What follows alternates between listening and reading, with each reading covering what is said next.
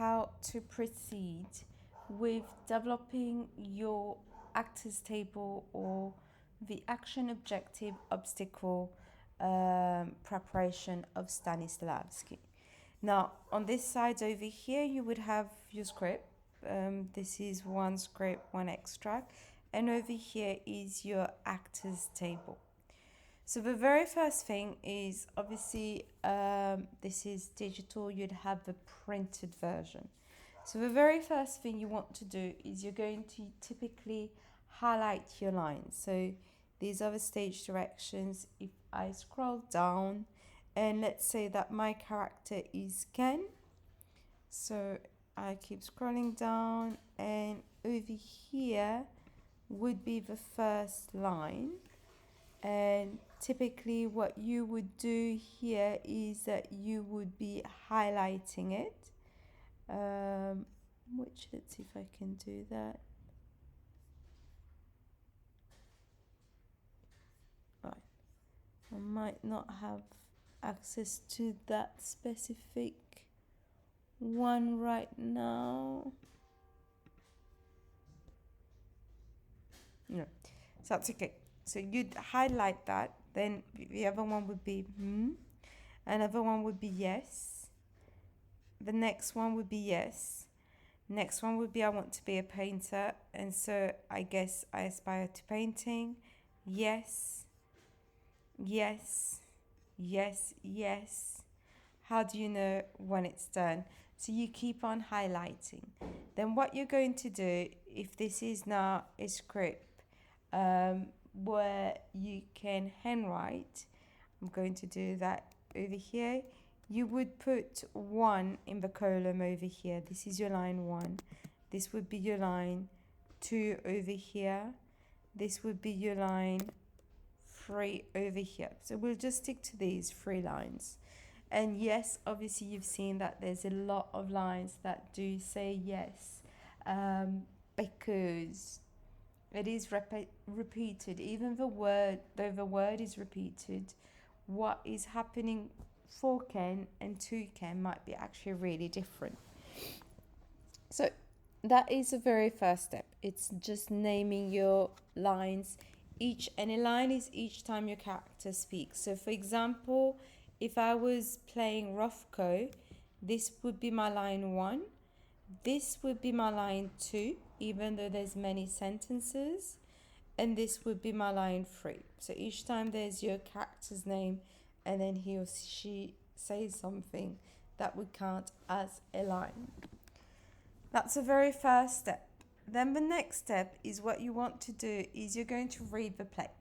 Both the stage directions, the lines of the other characters, and your own lines. So not just your lines, but all the information within the play. Your focus, though, is only on your character. So as I'm reading it, I'm going to go back up there. So Rothko stands staring forward. He's looking directly at the audience. He's actually studying one of his Seagram mural paintings, which hangs before him. Pose, Rothko lights a cigarette. He wears thick glasses and all ill-fitting clothes splattered with specks of glue and paint. Contemplative classical music is playing on a phonograph. Rothko takes a drag on his cigarette. Pose. There's a sound of a door opening and closing from the unseen vestibule off stage. Ken, a man in his early 20s, so this becomes relevant to me. This is my character. Enters nervously, so that's interesting for me. He wears a suit and tie, very formal. This is the first time he has been in the studio. He looks around. He is about to speak. Rothko gestures for him not to speak.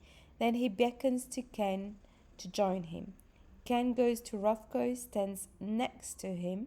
Rothko indicates a central painting, which is the direction of where the audience is, and says, "What do you see?" Ken is about to respond. So over here I'm reading that, I'm realizing, okay, Ken may be nervous but very nicely dressed, so he's maybe trying to impress Rothko. That's the first kind of opinion I might have. But Rothko doesn't actually let him say much, so he interrupts there. Wait, stand closer. You've got to get close. Let it pulsate. Let it work on you closer. Too close. There. Let it spread out. Let it wrap its arms around you. Let it embrace you, filling even your peripheral vision so nothing else exists or has ever existed or will ever exist. Let the picture do its work, but work with it. Meet it halfway, for God's sake. Lean forward. Lean into it. Engage with it. Now, what do you see? Wait, wait. He hurries, lowers the light a bit, then returns to Ken. So now, what do you see? Be specific. No, be exact. Be human. Be exact. But sensitive. You understand? Sorry for that. Be kind. Be a human being. That's all I can say. Be a human being for once in your life. These pictures deserve compassion, and they live or die in the eye of a sensitive viewer. They quicken only in the empathetic viewer will let them. That is what they cry for. That is why they were created. That is what they deserve. Now, what do you see? B, that means a very short pause. And then my character will reply red. And he says, but do you like it? And my character says, And he says, speak up. My character says, yes. And then we get another bit of Rothko. Of course you like it. How can you not like it? And I feel like, okay, it's change over here. This first bit is a first contact. It's that first kind of nearly test over here.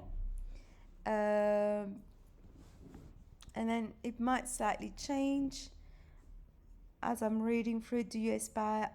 Yes. To what? I want to be a painter. So I guess I aspire to painting.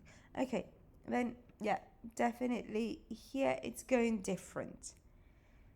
So this yes will be very different. So I'm going to say lines 1, 2, and 3. Similarly to how you did with the monologue where you had to put different units of action, this is going to be my 1 unit. And now is where you come to your actors table. And what I'm going to do here, I'm going to say that objective, I'm going to merge the objective of lines 1, 2, and 3. Because as we say, they are the same. Your objective can never be 1 line only. It will always be several lines. Now, it could be 7, 8 lines. Sometimes it might be much longer. Sometimes it might be much shorter.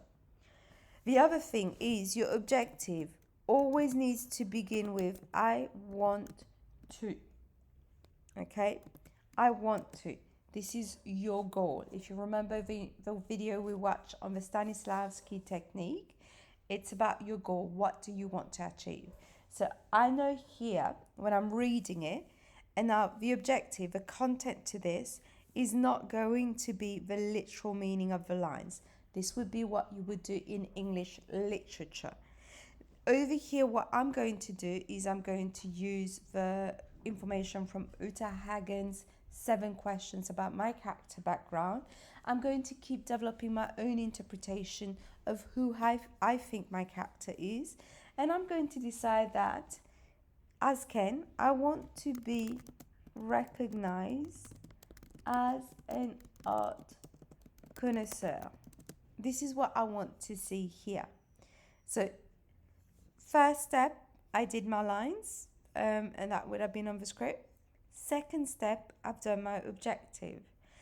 And the third step now is I'm going to do my obstacle. Now, what is it that's preventing me from being able to be recognized as an art connoisseur?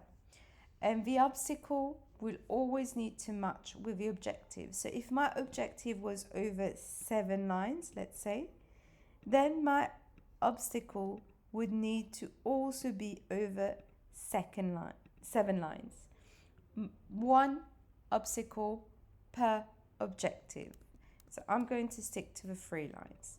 Now, what is my obstacle? Here, Rothko is very intimidating, and I feel self-conscious and shy in front of him.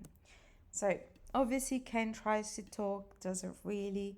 So the moment that Ken is able to actually answer a question, there's that short beat, that short pause, he hesitates, red, he doesn't commit, speak up, and he says yes. That's when he says it. But he's gotten really shy because he came in, he was quite nervous, he's wearing a suit and tie, so he's trying to have a good impression.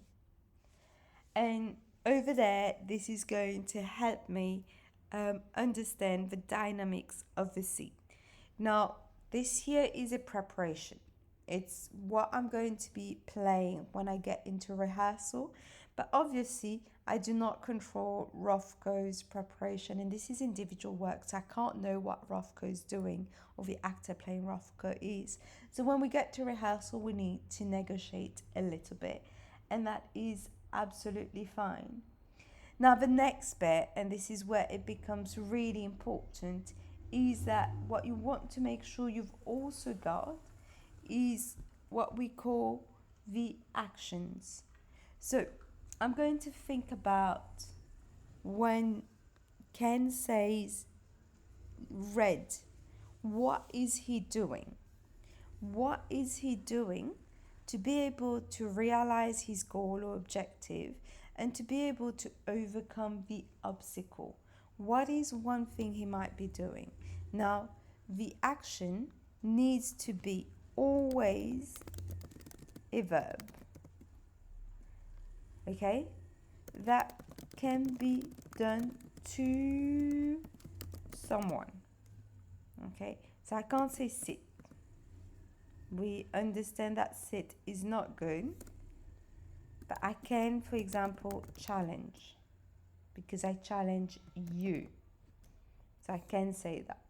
So over here, what I'm going to decide is that on this one line of red, when Ken says red, he's actually testing. He's testing Rothko. He's testing, is this the right answer to be recognized as an art connoisseur? Is it the right answer that might make me be less shy in front of Rothko? Is it the right answer that will make Rothko less intimidating? And then when he says, he's going to try and soothe and calm down Rothko to try and make Rothko less intimidating. And hopefully then he might be able to be recognized as an art connoisseur. And then when he says yes, now this one, he feels a bit more confident and he's going to try and impress Rothko. So straight away, I can think of what would I do? What are the physical actions? What is the intonation I would use? What is the body posture? All of those things are ideas I can get. And this would be what would count as your blocking. You do not need to fill in the blocking as you're working on your actors table. This will come out of the rehearsals, and at the end of the rehearsals then you can make a note of what your blocking is. Then it means that here your actors table will contain all of your preparation before the rehearsal and give you all the material in terms of knowing what it is that you're actually going to explore in the rehearsal.